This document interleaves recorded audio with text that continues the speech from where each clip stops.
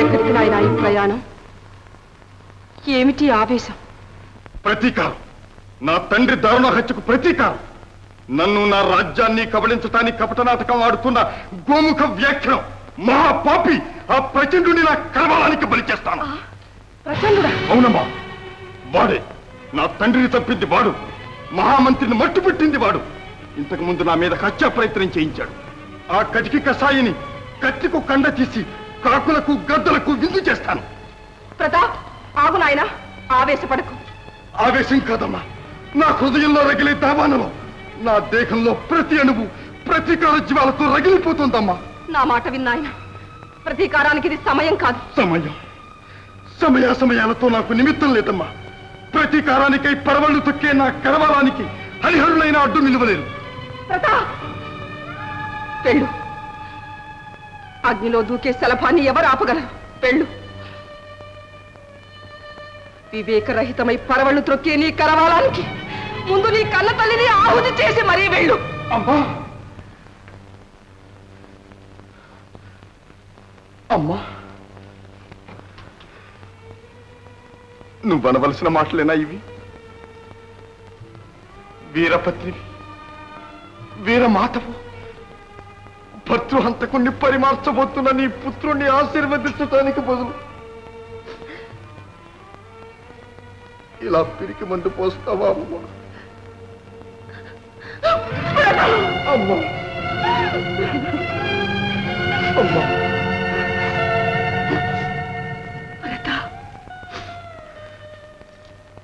నాయనా, నా భర్త హత్యకు నా కన్న బిడ్డే ప్రతీకారం సాధిస్తే అంతకన్నా నాకు ఆనందమేముంది?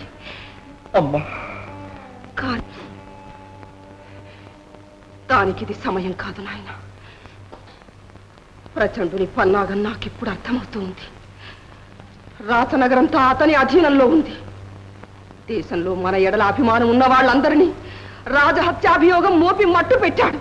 జరిగిన హింసాకాండంతా నీ పేరు మీదనే జరిపించాడు. ప్రజలు నిన్నిప్పుడు ప్రబల విరోధిగా భావిస్తున్నారు. ఇంట శత్రువులు, బయట శత్రువులు. ఇప్పుడు నీవు ఉద్రేకంతో ఏది చేసినా అనర్థాలకు దారితీస్తుంది. ఈ పరిస్థితుల్లో కార్యసాధనకు కావలసింది యుక్తి. కానీ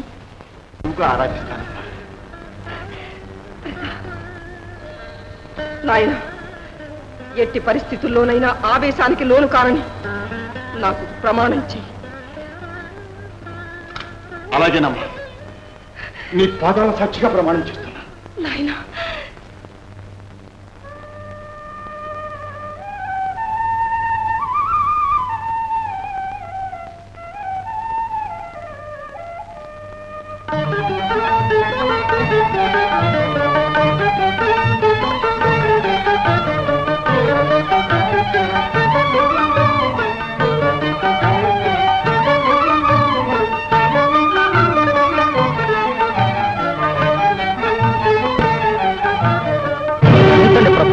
రాచనగరం నుంచి ఎవరు బయటికి పోకూడదని రాజశాసనం. మూర్ఖుడా! నా రాకపోకల పైన రాజశాసనం. నాకు తెలియకుండా ఎవరు చేశారు శాసనం? మన్నించండి ప్రభు, ఇది ప్రచండుల వారి ఆజ్ఞ. ప్రచండుడా? అవును నాయన, నేనే ఆజ్ఞాపించాను. నీ మంచి కోసమే చేశాను.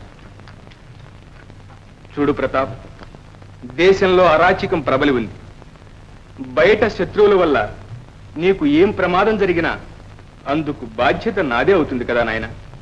అందుకని నా శత్రులెవరో మిత్రులెవరో నాకు తెలుసు. ఉండే ఆ శత్రువులు ఇంట్లో ఉన్నారో బయట ఉన్నారో కూడా నాకు తెలుసు. నా తండ్రి ప్రాణం బలికొని నన్ను నా రాజ్యాన్ని కబళించడానికి. ఏమిటాయన ఆవేశం? ఏమిటా అర్థం లేని మాటలు? నువ్వు ఎవరితో మాట్లాడుతున్నావో ఏమైనా గుర్తించావా? నీకున్నంత కష్టము, బాధ, కార్యభారం అతనికి మాత్రం లేవా? అతను నీలాగే ఆవేశపడుతున్నాడా? అతన్ని చూసేనా నేర్చుకోలేవా ప్రతాప్? పొరపాటేనమ్మా.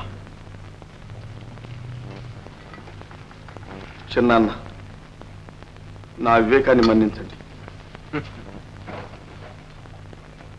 నాయనా ప్రచండ, అబ్బాయి మనసు ఏమీ బాగాలేదు. ఆవేశంలో అన్న మాటలకు ఏమీ అనుకోకు నాయనా. ఆ విషయం మీరు చెప్పాలా వదిన? అబ్బాయి సంగతి నాకు తెలియదా? అయినా ఈ మాత్రానికి అపార్థం చేసుకుంటే ఈ కార్యభారం అంతా ఎలా నిర్వహిస్తాను? సెలవు.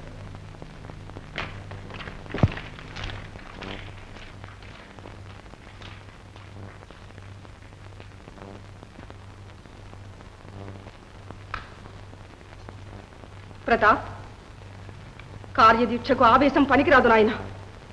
నిన్ను అడ్డు పెట్టి ప్రచండు మనకు ఒక విధంగా మేలే చేశాడు. నువ్వు ఇలా బహిరంగంగా బయటికి పోయి ఎంత ప్రమాదమో ఏమైనా ఆలోచించావా? ప్రమాదమని భయపడి ప్రజల కంట పడకుండా ఉంటే వారి సహకారాన్ని ఎలాగమ్మా సంపాదించటం? ప్రజల కంట పడే ముందు వారిలో నీపై ప్రబలిన అపోహలను తొలగించాలి. ఆ అపోహలను తొలగించడానికైనా బయటికి పోవాలి కదా, మరి దానికి దారి ఉంది నాయన. ఇలా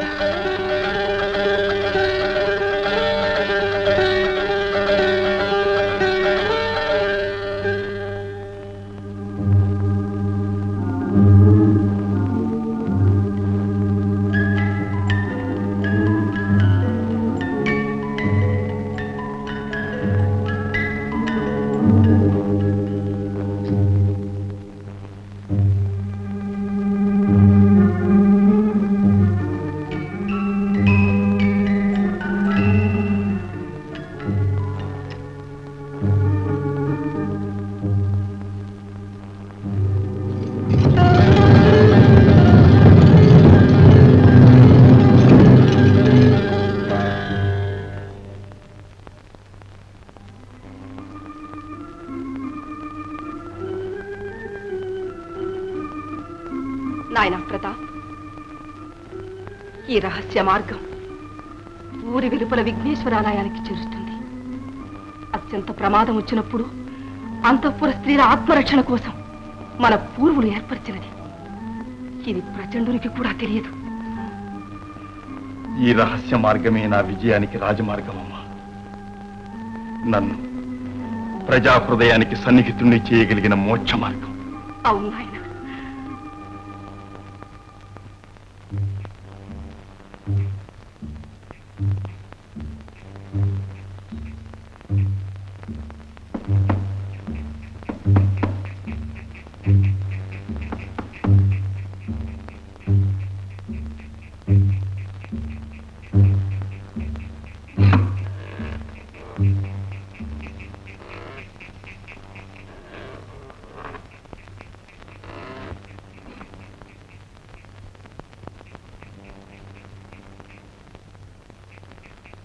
శంభు, ఖైదీల విషయం ఏమైంది? ఏముంది, మామూలే. ఉదయాన్నే అందరినీ ఉరితీస్తారు. సూరసేన, ఏమిటి అన్యాయం? ఇంకా చూస్తారా? అదండి, జై కాళీమాతకు, అంతఃపురానికి అగ్గి పెట్టాలి. అదేం లాభం లేదులే చంద్రసేన. వాళ్ళు ఏం తెలివి తక్కువ వాళ్ళ, అగ్గి వెళ్తే ఆర్పేస్తారు. సూరసేన, మార్గం ఏదైనా ఆలోచించు. ఇలాగే ఆలోచిస్తూ కూర్చుంటే తెల్లవారేసరికి అందరూ చచ్చి ఊరుకుంటారు. ఆలోచించేది పదండి, చట్టాల మీద పడి దాడి చేద్దాం. అంతే, పదండి. జై విప్లవ సంఘానికి!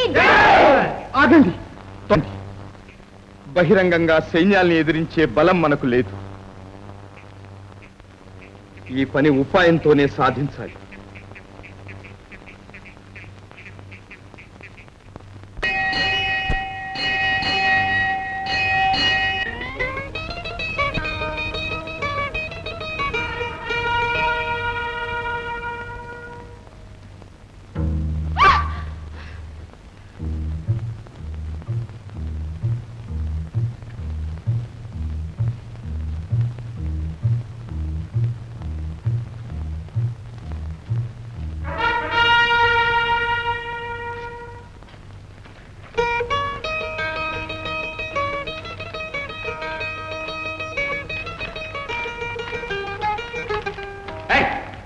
సర్దార్జీ, సలాం వేసుకో సర్దార్జీ.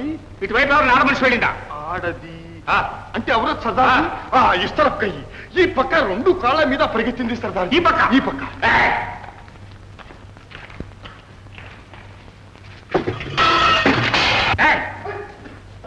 సలాం వేసుకో సర్దార్జీ, సలాం వేసుకో. తప్పేంటి? ఎవరికి? మా భార్య గారు ఉండాలి సర్దార్జీ. ఖబర్దార్ తప్పుకో, సత్రం సోదా చేయాలి. అరే మాది పెళ్ళాం గారు సర్దార్జీ, పాగల్ సర్దార్జీ, సైతాన్ సర్దార్జీ, కొత్త వాళ్ళకి చూస్తే కరుస్తుంది సర్దార్జీ. నోరు మూయి నరకేస్తాను. కళ్ళారా చూస్తే కానీ ఏం తేలికదమ్ము. అరే ఏమి చూస్తారు? పాగల్ సర్దార్జీ, కరుస్తుంది సర్దార్జీ, పరదేశీలం సర్దార్జీ.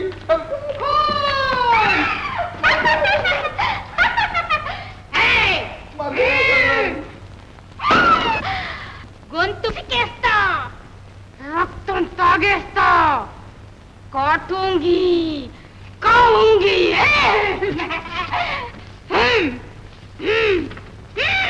अरे दौड़ी थी सरदार जी, पत्थर पड़ता है.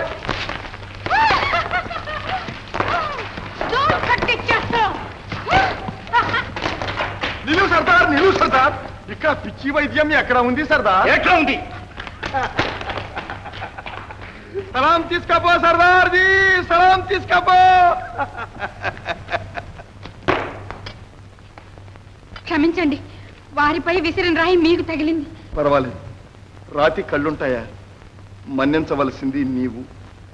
పరస్త్రీని భార్య అని పిలిచాను. అదిగో ఇక్కడుంటే ప్రమాదం, రండి పోదాం.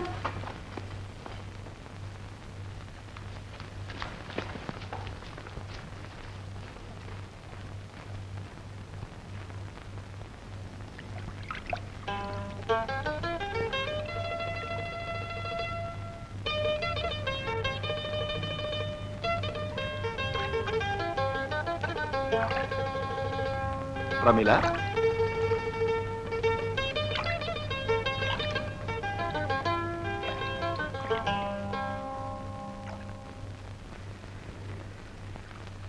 ఎవరు మీరు? నా పేరు మీకు ఎలా తెలిసింది? చూడ చక్కని చుక్కల రేడు, ఆ చుక్కల రేడు ఏడనున్నాడో ఎక్కడున్నాడు. పరదేశి, ఎంత విచిత్రంగా కలుసుకున్నా. విచిత్రం ఏమీ లేదు ప్రమీల, మన పరిచయం బలపడటం దైవ నిర్ణయం. ఇది నా అదృష్టం. పరదేశి, మీరెవరు? మీ నివాసం ఎక్కడో తెలుసుకోవచ్చా? ఆ వివరాలు నువ్వు అడగను కూడదు, నేను చెప్పను కూడదు. ప్రమీల, ఆనాడు నీ ఆహ్వానాన్ని మన్నించలేకపోయాను. ఈనాడు పిలవకపోయినా మీ ఇంటికి వస్తాను, మీ అన్నయ్యను చూస్తాను.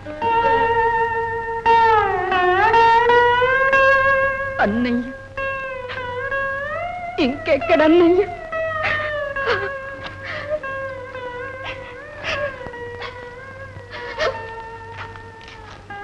ప్రమీల, ప్రమీల, ఏం జరిగింది ప్రమీల? ఈ రాక్షస ప్రభుత్వానికి బలైపోయాడు. రాజహత్య నేరం మోపి విచారణైనా చెయ్యకుండా ఆ రాకుమారుడు నా అన్నని పొట్టన పెట్టుకున్నాడు. చండాళుడు. ఎంత దారుణం! మూర్ఖుడు ప్రాణమిచ్చి తన మిత్రులందరినీ పగవారినిగా చేసుకున్నాడు. దీనికి ఫలితం త్వరలోనే అనుభవిస్తాడు. అనుభవిస్తాడు, తప్పక అనుభవిస్తాడు. ఆ రాక్షసుని, ఆ రాకుమారుని కత్తికి బలి చేసి నా ప్రతిజ్ఞను నెరవేర్చుకుంటాను.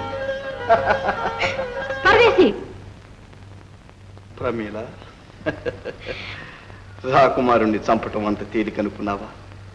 అతడు చతురంగ బల సంపన్నుడు, నీ ఒక్కతివు. నేనొక్కతినే కాదు, నా వెనుక వేలాది విప్లవ వీరులున్నారు. ఒక్క రాకుమారునే కాదు, ఈ నిరంకుశ ప్రభుత్వాన్ని నిర్మూలించడానికి కంకణం కట్టుకున్నారు. ఆహాహా, ఎంతటి సుదినం! ఆడబోయిన తీర్థమే ఎదురైంది. ఆ విప్లవ వీరుల కోసమే దేశమంతటా గాలిస్తున్నాను. మీది దేశమే కాదన్నారు. మా విప్లవ వీరులతో మీకేమిటి సంబంధం? నిజం చెప్పండి, మీరెవరు? నేను నీ వంటి అభాగ్యుణ్ణి ప్రమీల. ఈ పైశాచిక ప్రభుత్వ దారుణ మారణ హోమంలో పితృదేవతను పోగొట్టుకున్న ఒక హతభాగ్యం. ఆ, రాక్షసులు. మా దేశంతో మీ తండ్రి గారికి ఏమిటి సంబంధం? సంబంధం అది ఈనాటిది కాదు ప్రమీల. మరణించిన మహారాజు గారికి నా తండ్రిది ఒక్కటే ప్రాణం. వారి పేరు? ఆ వివరాలు నీవు అడగను కూడదు, నేను చెప్పను కూడదు. సమయం వచ్చినప్పుడు అన్నీ నీకే తెలుస్తాయి. చూచావా, నీ మాటల మైకంలో పొద్దు తెలియలేదు. వస్తాను. అప్పుడే వెళ్ళాలా? దేవీ పూజకు వేళ అయింది. మళ్ళీ మీ దర్శనం? ఆ వివరాలు నువ్వు... అవునవును, నేను అడగను కూడదు, మీరు చెప్పను కూడదు.